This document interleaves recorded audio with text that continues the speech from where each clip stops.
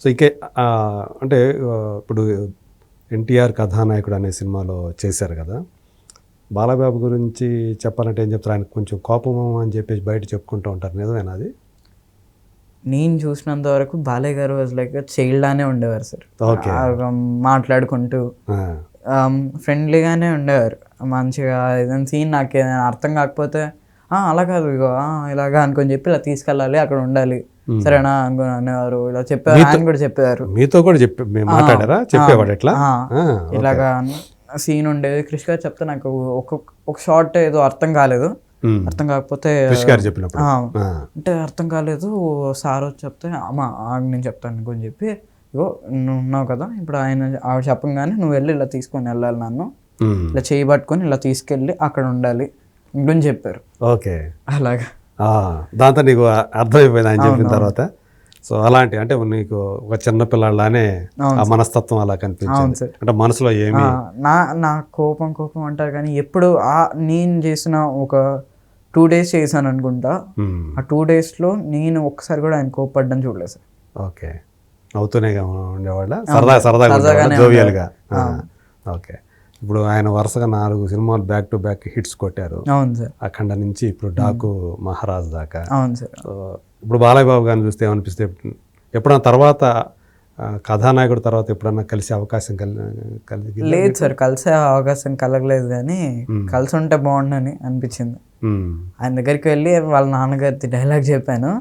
So అలాగా happy అనిపించింది. ఆయనకు కూడా గాడ్ బ్లెస్ యూ అని బ్లెస్సింగ్స్ ఇచ్చారు. అలా హ్యాపీ. బాలకృష్ణ గారి దగ్గరికి వెళ్ళి ఎన్టీఆర్ గారి డైలాగ్? అవును సార్, అవును. అప్పుడేనా?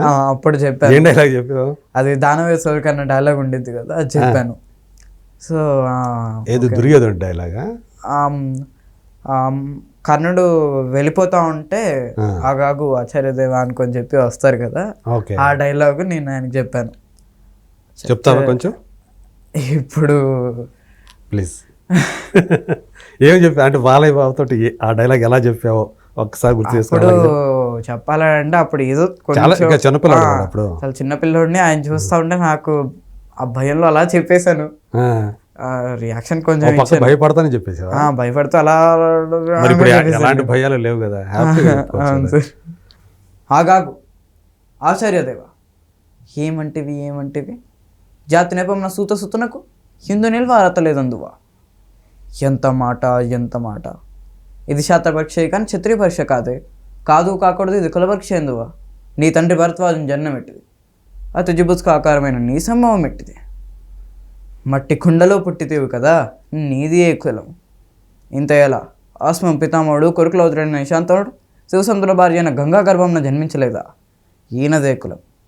నాతో చెప్పిస్తేమయ్యా, మాంసం మూలపుష్టైన వశిష్ఠుడు దేవేసే ఊసిపుత్రుడు కాడా. అతడు పంచం జాతకాన్ని నేను అందతి అని శక్తిని, ఆ శక్తి చండాలంగా ఉండి పరశివుడిని, పరశుడు బలపరిచిన మచ్చగందింది మా తాత వ్యాసుని, ఆ వ్యాస విధానాలైన పింతండ్రి పాండురాజుతో, పినపితామయ్య అంబరితో మా పినతండ్రిని, మీ చేత్తో ధర్మ నిమ్మాను చేయండని మీ చేకెత్తించబడ్డా ఈ విదురదేవుణ్ణి కనలేదా, ఈయనదే కులం. సందర్భ అవసరాన్ని బట్టి క్షేత్రభేద ప్రాంతంతో సంకరమైన మా కులాంశము ఏనాడో కులహీనమైనది కాగా నేడు కులము అని వ్యర్థవాదం ఎందుకు. ఓహో, రాజరికమా అర్హత నిర్ణయించినది. ఆయన మా సామ్రాజ్యంకు శస్యశ్యామలమై సంపద విరామై అందు అంగరాజ్యానికి ఇతన్ని ఇప్పుడే మూతపు శత్రునిగా గావిస్తున్నాను. సోదర దుశాసన అనగల్క శతికేటం మేం గతము మా గాంధార సార్వభౌమ శ్రీక్రమై మేమంత సువర్ణ సింహాసం తెప్పించము. పరిజనులారా, పుణ్య భాగీరథి నద్వయంలు అందుకోండి. మందిమాకులారా కన్నమహారాజు పరిభవం గావించుడి. నీ మహాజనుల సమక్షమున పండిత పరిషద మధ్యమున సౌదా స్వచ్ఛత శాస్త్రత ఈ కుల కలంక మా ప్రక్షాళన శాశ్వతంగా ప్రక్షాళన గావించదా. వండర్ఫుల్ అన్న. ఇంకా అది బాగా గుర్తుపెట్టుకొని నువ్వు అంటే మధ్యలో ఏమైనా ప్రాక్టీస్ చేస్తూ ఉంటావా దీన్ని? చాలా రోజులైంది సార్. వేరే డైలాగ్ ప్రిపేర్ అయ్యేసరికి ఇది కొంచెం అలవాటు అయితే వచ్చింది కదా. అయినా పర్వాలేదు, అంతే. ఎప్పుడో నువ్వు చిన్నప్పుడు నేర్చుకున్న దాన్ని. నా ఫస్ట్ డైలాగ్ సార్ ఇది నేర్చుకోవడం. ఇదే? ఓకే, అదే. అందువల్ల చాలా బాగా చెప్పావు అది. అంటే ఇంతకాలం దాన్ని అంత పెద్ద డైలాగ్ కదా, చిన్నది కాదు కదా. ఒక సింగిల్ అంటే ఎక్కడ లేకుండా చెప్పడం అంటే చిన్న విషయం కాదు. సో నువ్వు ఎక్సలెంట్, అంటే నీ టాలెంట్ అది. అందు గురించే బాలయ్యబాబు గారు అది విన్నప్పుడు ఏమన్నారు ఆయన? బాగా చెప్పావు నాన్న అనుకొని చెప్పి నేను ఇలా చేస్తే గాడ్ బ్లెస్ యూ అనుకొని చెప్పారు. ఇలా ఆయన ఇలా పాదాలు పెడతారు కదా, నమస్కారం పెట్టా పాదాలకి, సార్ గాడ్ బ్లెస్ అన్నాడు. గాడ్ బ్లెస్ యూ అన్నారు. ఓకే. సో రాబోయే రోజుల్లో మరోసారి ఆయనతోటి కలిసి పనిచేసే అవకాశం రావాలని కోరుకుంటున్నాం. ఏంటి ఇప్పుడు ఏం చేస్తున్నావు ప్రజెంట్, ఏముండయి?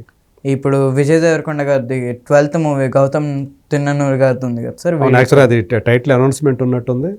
12th ఉంది. 12th అనౌన్స్మెంట్ కూడా. ఓకే.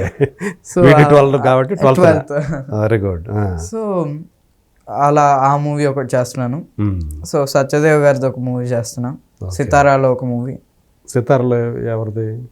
సితారాలో అది ఇంకా బయటికి రాలేదు. సో అనౌన్స్ చేయలేదా? అఫీషియల్ గా అనౌన్స్ చేయలేదు, అందుకని నేను చెప్పట్లేదు. సో సితారాలో ఒక మూవీ. ఓకే. అది ఇంకా మూవీస్ వేరే ఉన్నాయి సార్. అవునా? రిలీజ్ కి ఏముండయి? రిలీజ్ కి ద ఇండియన్ హౌస్ ఒకటి ఉంది. ఓకే. రాబిన్ హుడ్ ఒకటి ఉంది. భైరవం ఇంకా ఉన్నాయి వేరే. రాబిన్ హుడ్ లో ఏంటి, ఏం క్యారెక్టర్? రాబిన్ హుడ్ లో కొంచెం చిన్న క్యారెక్టర్ సార్, మీన్స్ హీరో వాళ్ళ ఫ్రెండ్ క్యారెక్టర్. Okay okay. భైరవంలో హీరో గారు చిన్నప్పుడు క్యారెక్టర్. అవునా?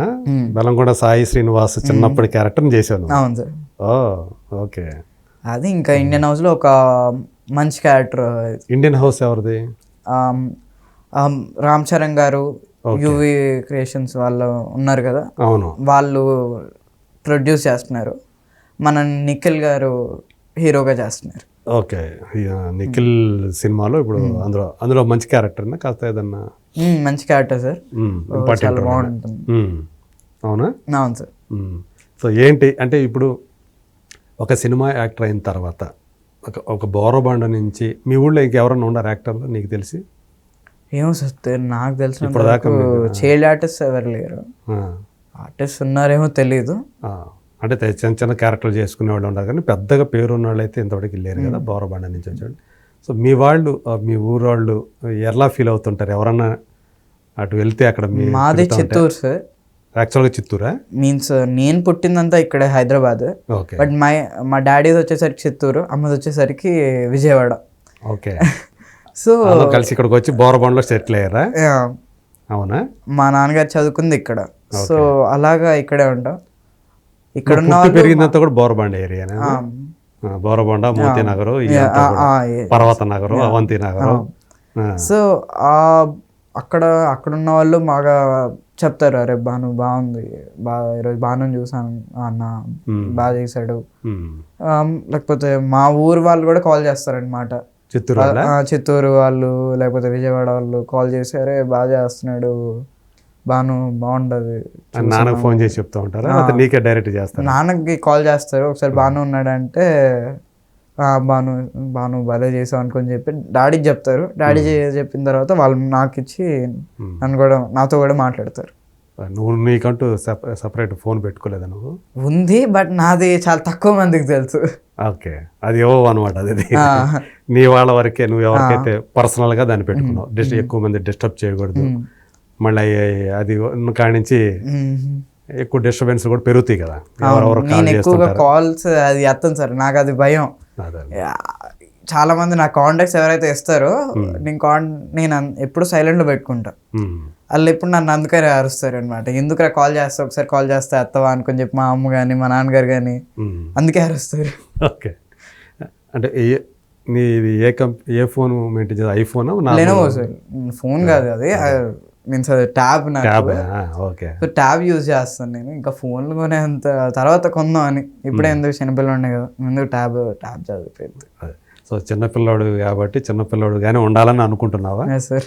అదే.